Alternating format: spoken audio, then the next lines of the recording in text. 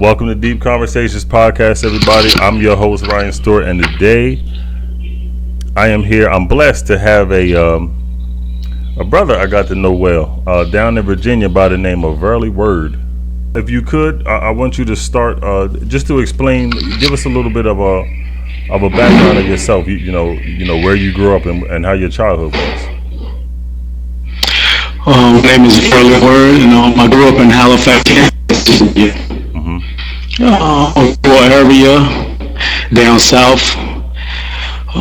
Background: single parent mother, remarried. Raised in a good, nice home. Family support. I have siblings that lived in the house and outside the household. But the background, family support outside throughout was very much there. How many siblings? How many siblings did you have?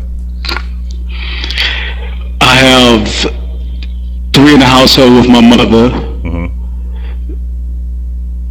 That's including me. Okay.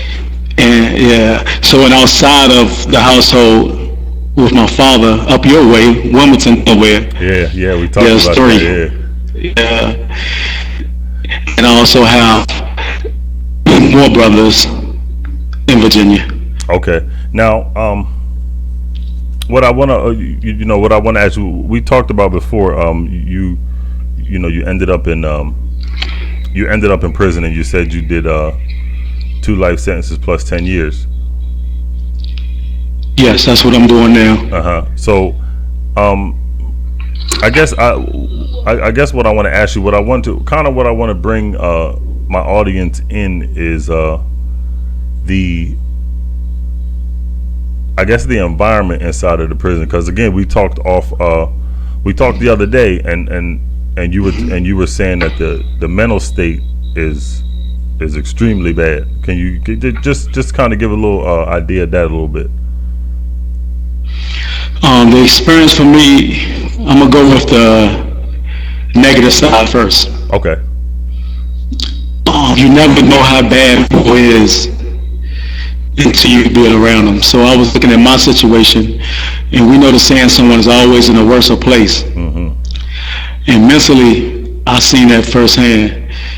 Not having family members, by losing your mother or your parents while you're in here, that leads to depression, or people don't have no one to turn to. So I done seen people firsthand like hang themselves. And I learned now, not just mental health, but health problems. In this environment, it's hard to receive help at times, but that's not in all cases, because they do good in certain situations. But mentally, guys in here are hurting. I was waking up by a friend that was having problems with a female friend of his. She had no one to understand. As time went by, he had got so depressed and was giving up, he wasn't even coming out the cell. So after having them talks with him over and over, it kind of got old at the time. And that's one thing I regret and I learned from. I wish I would have stuck with him. It wasn't until that morning when we went to child, we come back, he had hung himself. So a lot of brothers was like waking from that moment on.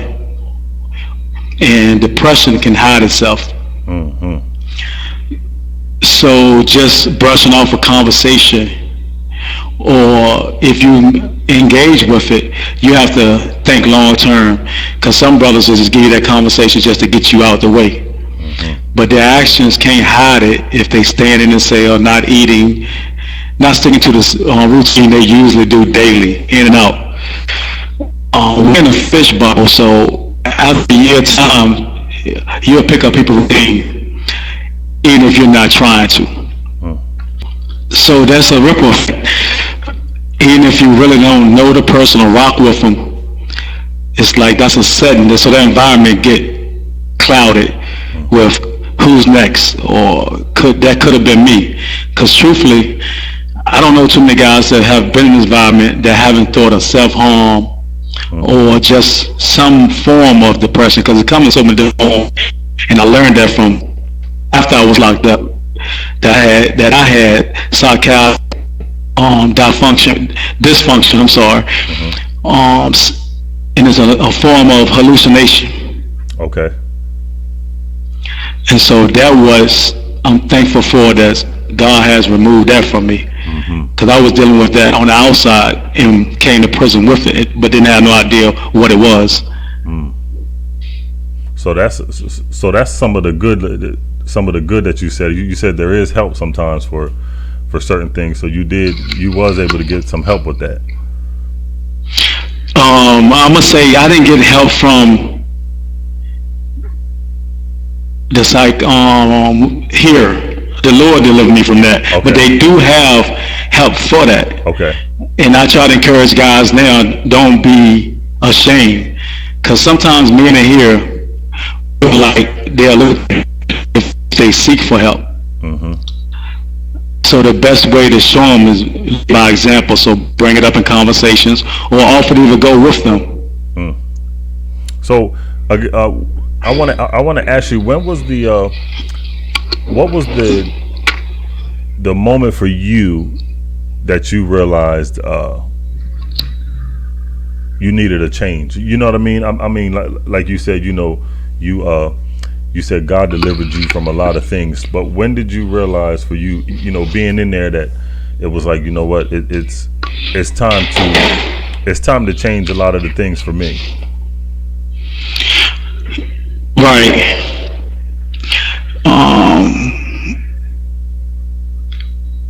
There's stages to this in Virginia. Okay. They have level 5s, level 4s, level 3s, level 2s, and 1s. So when I got incarcerated, I started at a high level. We was doing 23 and 1. And so during that time, I always felt bad for my crime. But I wasn't we keeping it honest with each other. I was ready to go through the authority and say, this is something I did 10 years ago. Yep. Okay, during that time of incarceration, when all hope is gone, and I realized, okay, this is what was been planned to me from my grandmother, from my grandparents, my mother, Christ. So even during that time when I said, well, let me try this, I realized I was just sorry for the people I hurt. Like, I left my children out there, my family members. But it wasn't until I really had a relationship with Christ when he showed me godly sorry. So it wasn't even about, it was what the act I did, but about the people I hurt, their family. So I said 2007, 26 and 7, that's when I realized it wasn't about me anymore. And the relationship with Christ gave me, he started showing me things outside of me. Now, we the other day we talked, and you said mentally some things had to change for you when you seen the day that your son had came into the prison. And can you talk about I guess that process for both of you, because me and and we've talked extensively about how God works and how he works on us and our lives. So that experience, when you said your son came in there, how things were kind of different, and you had to kind of walk him through some things as well.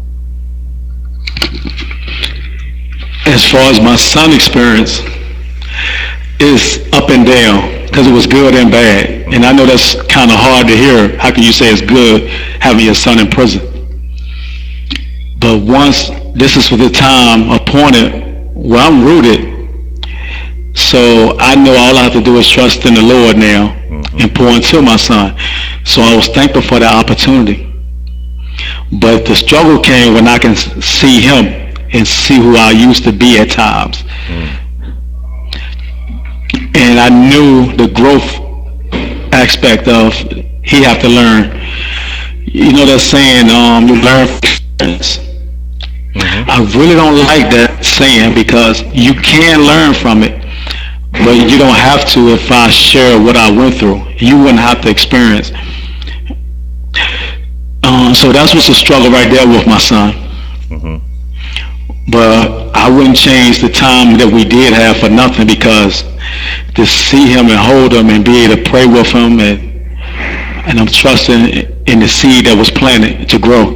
Mm-hmm. It's and it you know, when I took the trip down to Virginia not too long ago, and I was able to meet so many of the people that, you know, that knew you, and then just to meet, you know, all of the people that you've touched over the years, you know, you being in and they being on the outside, but you know, you have a talking to people, and it, you know, they tell me, they say his purpose, you know, his purpose is so much bigger than anybody knows, you know, only, you know, you and God know that, you know what I mean? So, you know, we talked about it the other day, you know, the world is big, but it's also a small place as well, because I got to meet, you know, your son. I got to meet, you know, just a lot of the people that, you know, and I can tell you that it's a very, it was spiritual for me, you know what I mean? Because I knew that me and you would, you know, today be talking. But to, you know, to run into the people that, you know, come from you, you know, and you know, like your son, and then, you know, everybody else who was there, it was just to me, you know, it was a beautiful experience. And then, you know, for you to be able to speak to everybody and to do all the things that you were able to do, it goes to show, after that, I don't want to hear anybody say that they can't do anything, you know, because that day down in Virginia, I mean, you know, you and the help of some other people, you know, Shanoa, you know, we got to shout out Shanoa, but it's, you know, Yes, all the things that y'all done was just, I mean, it was amazing. man. What I can say about that, and I love to speak to the guys in here about your vision. Mm-hmm. First, you got to humble yourself, Mm-hmm. and then you got to allow who God put in your life to work with you. So I could never done this without support of those, even some that I only talk to on a regular basis. Donated money, donated their time. So it was a blessing in itself. Mm-hmm. And it's crazy. I'm thinking that when he was just talking, let's see, I'm 50, it would be 51. For close to 40 years ago, I was around your area. That's when I used to go out Delaware. Yeah.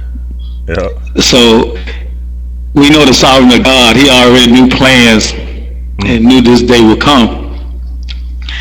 And so this event is just something that I'm hoping will be something to build on. Mm-hmm.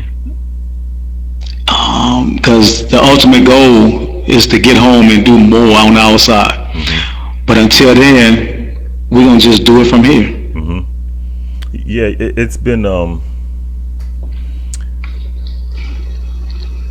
when you first, I'm gonna ask you this: what would Verlie right now? What would Verlie say to young Verlie?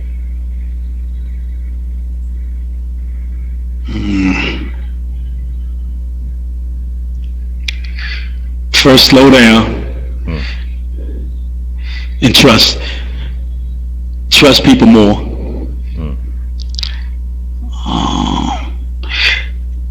Really, what I don't really hate to say, I hate to go spiritual, because that's who I am now. Yeah. But if only I could have took time to listen and hear from God before I made my moves, I wouldn't be in this situation. Mm-hmm. Not saying I wouldn't make mistakes, but just trusting and hearing from God changes everything. Mm-hmm. Yeah, I mean, that is you. I guess one of my goals, for my podcast, what is to shed a different light on our culture. You know what I mean? We get a lot of negative media. We get a lot of negative attention, and it seems the mistakes that we make tend to really get blown up to where we're not allowed to make mistakes. You know what I mean? It's everybody grows. Everybody, as they get older, they grow, they make mistakes, and they learn from the things. And my idea for this, for my podcast was and then this was perfect. Like you said, years ago, you used to walk around the streets that I'm from. You know what I mean? So it's like, I knew back then that this would happen. But I mean, it's just, everybody sees, and thinks of prison and thinks of the people in prison, and just in their mind, they're just automatically bad people. You know what I mean? And I can honestly say, sitting and talking with you, your spirit is just so much peace and calmness, and more than people out walking the street. You know what I'm saying? So that goes to show that, I mean, God's really doing a lot of work. A lot of work with you, and you're listening. You know what I mean? Right. When you were just saying that about in here, people get more benefit of the doubt than others. Mm-hmm. So that just don't stop back here. Inside this wall, culturally, can cause you not to get benefit. They look at your race even behind these walls. And inside of here, you have those that are affiliated in gangs. You have some that are looked at because of their crimes. And so the struggle of how you're going to be as a man comes in. Are you going to become kingdom minded as I'm in Christ, or are you going to be penitentiary minded and stay with the rules of the penitentiary? The thought of what's right is not hard. It comes in when the practice got to come in play, the application of walking in it. When you seeing guys getting jumped, or you seeing somebody go down and take advantage of the elder, or you in conversation and they talking about a guy because his crime. Do you indulge in conversations? How do you handle that? So in here, certain people don't even want to hear your point of view, even if it's right. So that's a whole other subject alone. Yeah, that's a whole nother thing that and that's what I wanted to ask you too. It kind of, you just said that it kind of fell into that. So what, being inside of prison, because I know they moved you into, another space where you said it's a whole lot, it's so much better now. But right. At the time, what does, like you said, being so many different personalities, so many different, people who are, like you said, they're hurting. What can that do to you mentally every single day? Yeah, I won't even front. It can drain you. Like, you can get so overwhelmed when you be like, I'm not even going out towards that because you don't want to face it today. But it be them times like that when the Holy Spirit bring back remembrance, like that guy was telling you about the guy that hung himself.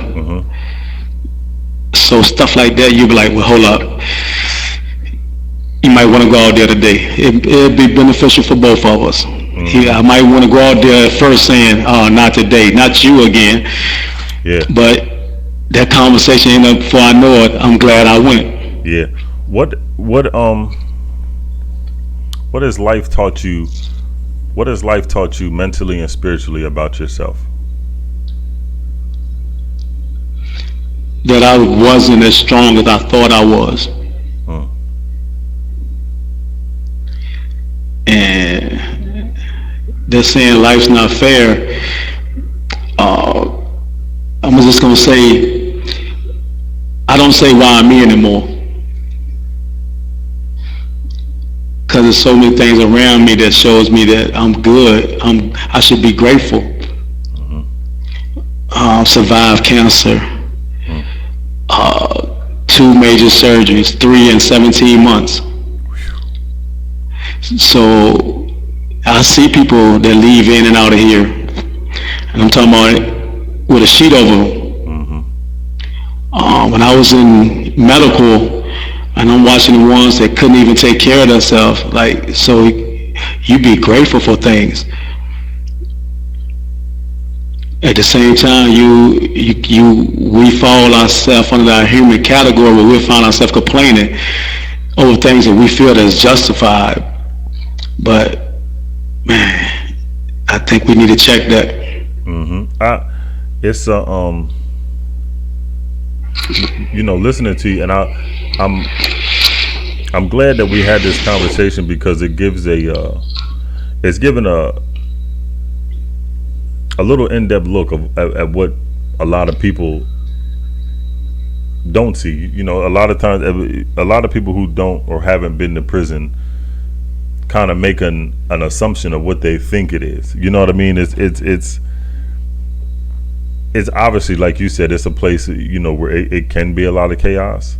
You know what I mean? But God always talks about you can find me when you get in your quiet place.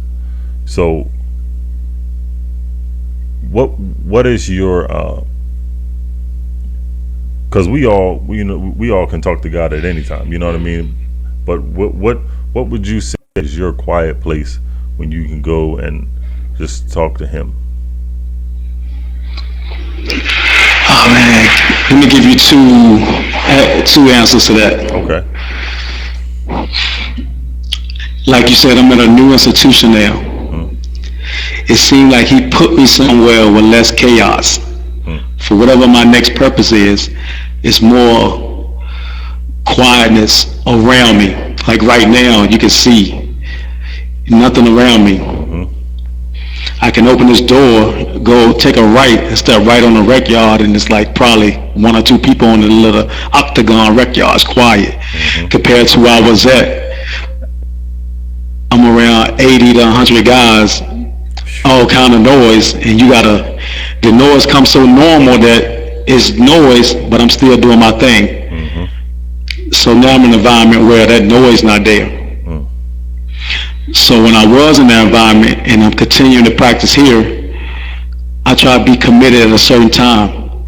So I know I have to be at work and up and ready by 5:30. So 4 o'clock or 4:30 is God's time. Mm-hmm. Or you can do it in the evening time. That's what I was doing while I was at the last place. I'll take an hour and it's me and God time. So it got to now, people know not to even come at the door. Don't knock, don't come, because they know what time it is. And some that don't, they'll learn because I'm not answering. This is God time. Mm-hmm. I know you've been at the other institution. What would you say to some of the younger guys, the younger generation coming in here now? What are some words that that they need that somebody probably didn't tell you? I don't go to scriptures because everybody haven't read the Bible. Mm-hmm. So the saying, meet them where they at, or meet people where they at. Mm-hmm. So most of the young guys, I tell them, first of all, you got to kill that reputation or it's going to kill you. Mm-hmm. How do you want to do this when you come in here? What's your goals? And some be straightforward and honest about getting more money. I'm just taking a break. Mm-hmm. So with me knowing that, I don't go into, well, no, you don't want to do that, you'll get locked back up. Okay, well, let's get this money then. Now I'm going to show them and hopefully explain to them how you can still get this money, but you can get it legally. And half of the guys, sadly, but is coming in here without GEDs, high school diplomas. So that's the first thing I'm trying to point them to, the importance of education. I have brothers in here that came in here at 16, that's now like 36, then got their GED, vocational, learned 2 different languages, studying Latin right now, just getting it. So those are the examples I bring up. I bring them in front, let them speak. They're more closer to the age than the guys that's coming in here.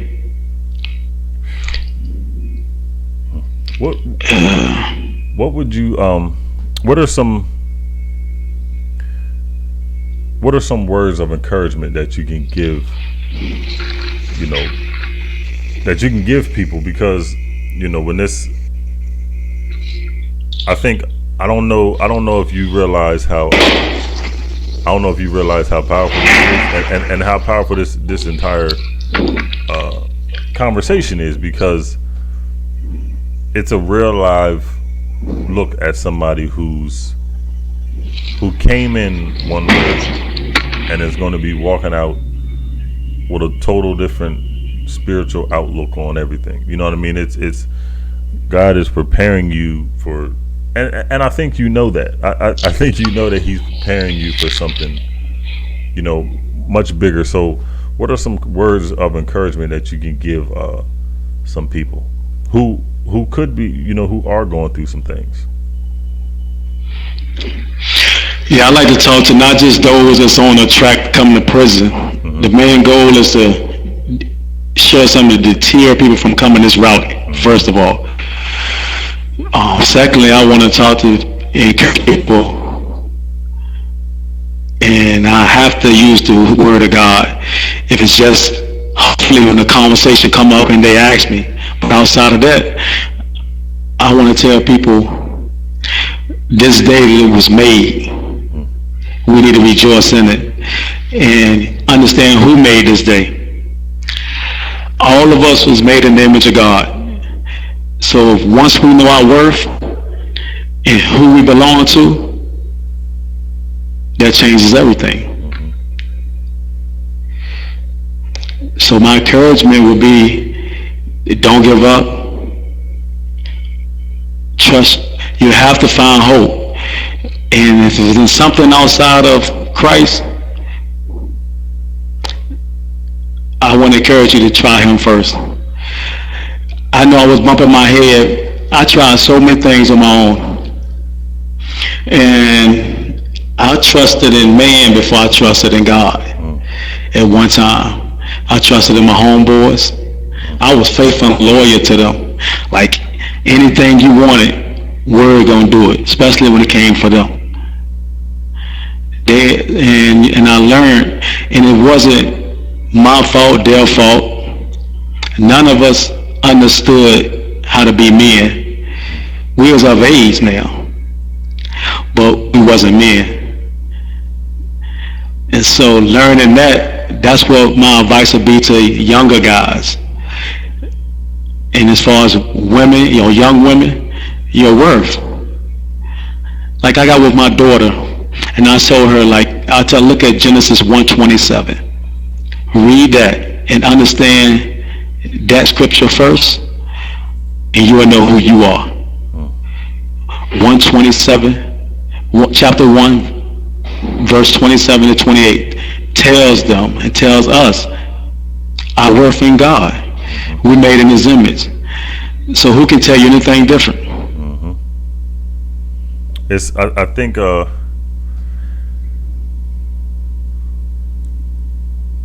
think it's such a powerful thing to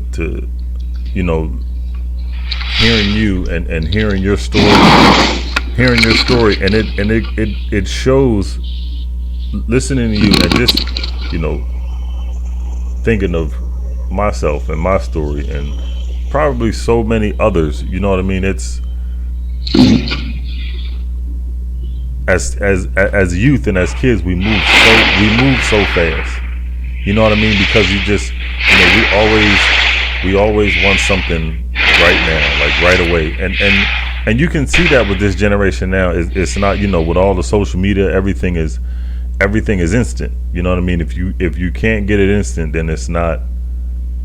They don't want it. You know what I mean? And I think hearing your story, it's similar to so many people. You know what I mean? It's similar to so many people. You've walked the same walk that so many other people have. You know what I mean? It's you know, unfortunately you ended up in prison, but you've, like you said earlier, you found hope. You found hope and you rested in the Lord. You know what I mean? That's that's really the only place that you can rest anywhere in anybody's life, because it's like the Bible is a blueprint how to get back to Him. You know what I mean? And He created us, He made us, and the only way, it's like a microwave. It comes with instructions. The only way to figure out how to fix a microwave is to go back. The only way to figure out how to fix a microwave is to go back to the instructions, and that's the same thing with the Bible. When we're broken, the only thing to do to know how to fix it is to go back to the Word of God, because that's who created us. You know what I mean? Right. So I think I don't think you know how much of a blessing this was for me. You know what I mean? It's me and you have talked on many occasions prior to this, and we've built such a strong friendship, and it's a brotherhood that me and you have. You know what I mean? And we know where it comes from, because it starts with God first. I was talking yesterday, and I said, I can't explain it. I said, I think it's like Jonathan David. Yeah. I said, it is. Yeah. Yeah. No, it really is. I was telling when me and Shanoa were talking, and and the first time that I got to talk to you on the phone and I hung up, I was telling my wife, I was like, I don't know what it is. I said it's just it was just like a natural, just a conversation. Like it was just like a brother that I always had, that I met for the first time. You know what I mean? Right. Mm-hmm. I said, you know how brothers have faults, so I already recognize yours. Uh-huh.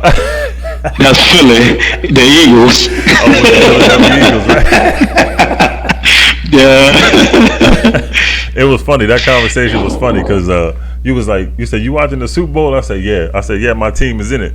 And it got quiet on the phone. You was like, you said, it was probably like a 5-second pause. You said, please tell me your team is Kansas City. I said, nah, it's Philly. You said, oh my God, I don't know if I'm able to do this.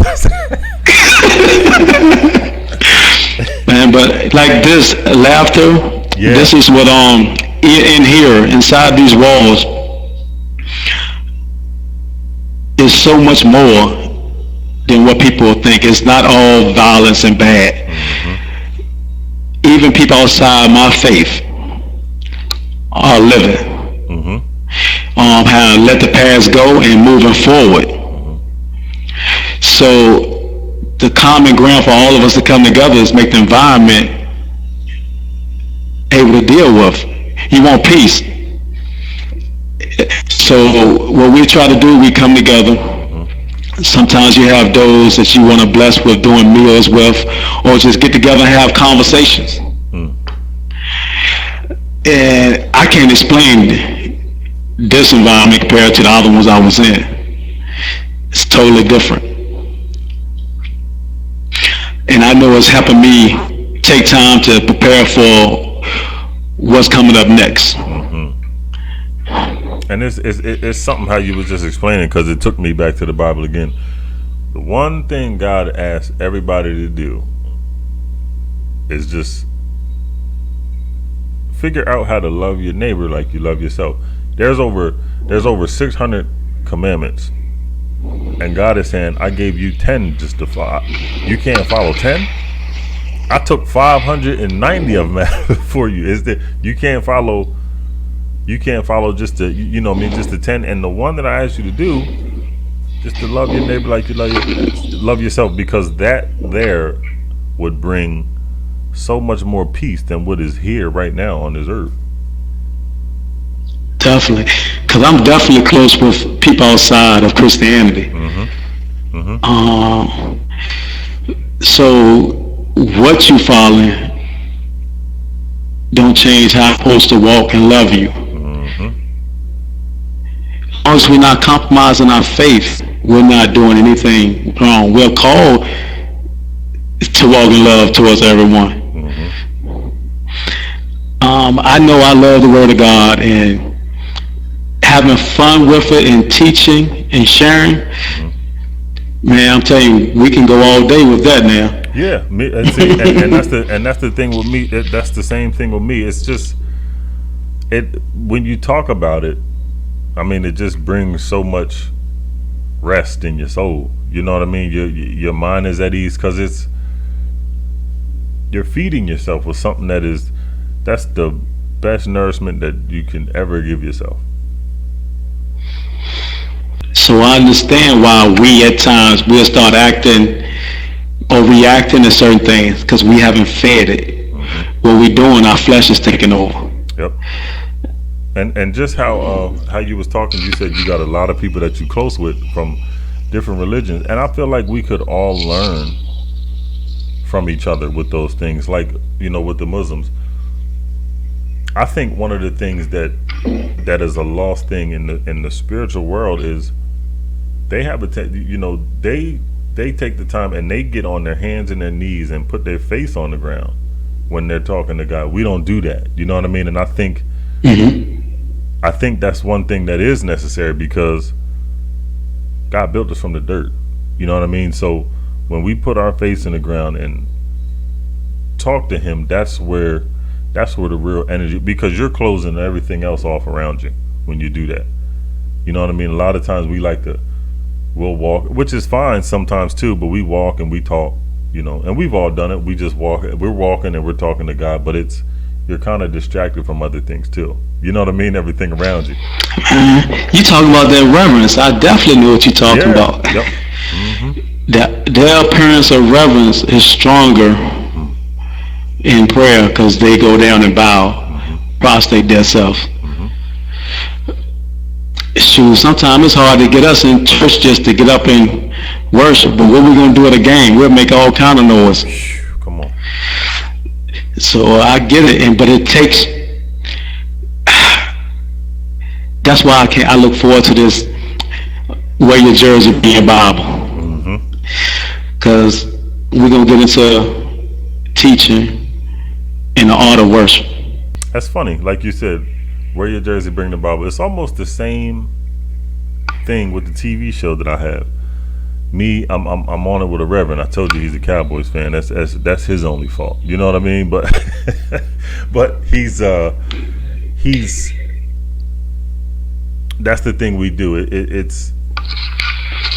We're figuring out another avenue to bring you to the Word of God, and what's one way is to bring it through sports.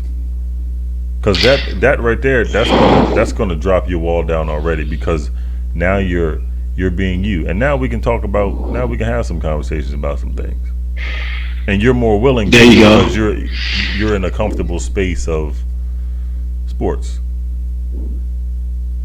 So it's kind of the same thing. This is how I know all this stuff's gonna work for you. Man, look, I appreciate all the time you have given me. Yeah, I appreciate you, man. Seriously, because this is a really good comment, and I hope we can, do something again. Listen, I'm gonna step out here in faith right now, and not only I'm gonna trust in that the next one, not outside the Bible study, but it can be done here. Not through this video. You here inside, meeting the guys, having the. And you know what? It's funny you said that. Just the other day, I was sitting there. I forget what I was doing, but I was talking to God, and I said, if it's possible, I would love to be able to go inside of the prison and talk to the guys. You know what I mean? That would be something that would be, just a beautiful thing, because we all need to be heard. That's number one. You know what I mean? We all need to be heard. I'm there and I speak, but all of us can sit around and just conversate and just talk, man. Just be able to be men for a little bit. You know what I mean? Just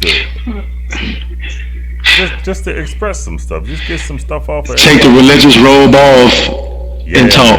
Yeah, that right there. Yep. Mm-hmm. That's it. I'm gonna stand on that, and we're gonna see what happens. But look, I can't tell you how much I appreciate you for this, man. For you to be, spend your time, with me to do this, and just to tell everybody a story, man. I appreciate you, man. No, I appreciate you, and I'm thankful. I'm definitely gonna be talking to you, man. Definitely, man. Again, man. I'm gonna go back right now and go look at the TV and see what happened. Yeah, me too. I never seen the 76ers in black though. Yeah. I see that look like the old NWA look. All right, man. Salute, bro. You're on YouTube, baby.